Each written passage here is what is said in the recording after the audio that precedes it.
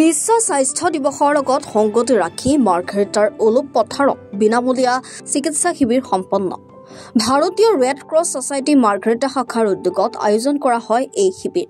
শিবিৰৰ আৰম্ভণিতে ভাৰতীয় ৰেড ক্ৰছ ছচাইটি মাৰ্ঘেৰিটা শাখাৰ সম্পাদক পবিত্ৰ বৰগোহাঁই ধৰা এখন স্বাস্থ্য সজাগতা সভা অনুষ্ঠিত হয়।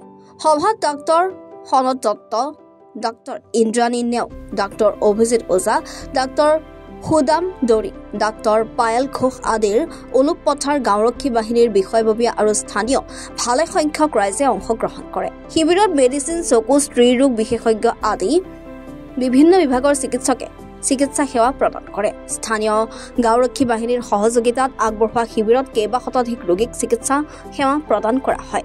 মাৰ্ঘেৰিটা শাখাই ওলুপ পথাৰ দুমপানীত এটা বিনামূলীয়া চিকিৎসা শিবিৰ অনুষ্ঠিত কৰা হৈছে।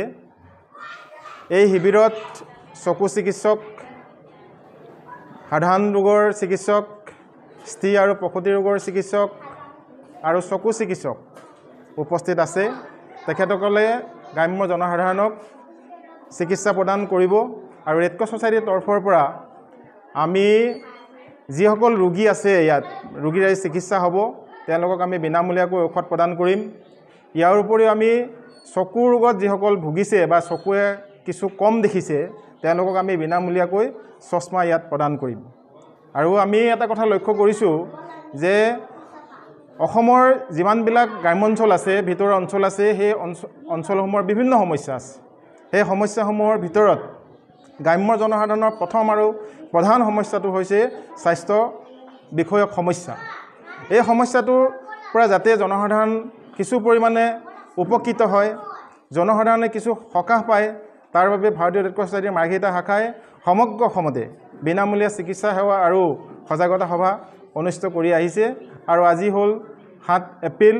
আজি এই দিনটোতে সমগ্ৰ বিশ্বতে বিশ্ব স্বাস্থ্য দিৱস উদযাপন কৰা হয় আৰু তাৰ অংশস্বৰূপে আমি আজি এই দুমপানী ওলুপ পথাৰ অঞ্চলত আমি এই বিনামূলীয়া চিকিৎসা শিবিৰ অনুষ্ঠিত কৰিছোঁ।